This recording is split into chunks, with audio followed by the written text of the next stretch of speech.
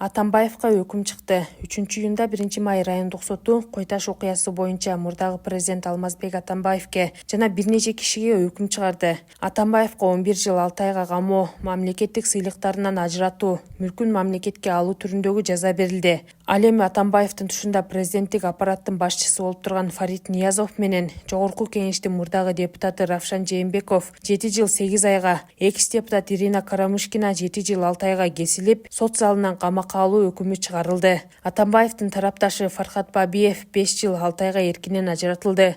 Ошондой эле бир нече кишиге 3 жылдан 5 жылга чейин пробациялык жаза берилди. Ал эми жемкорлук боюнча мурдагы вице-премьер-министр Аскарбек Шаадиев 15 жыл 6 айга кесилди.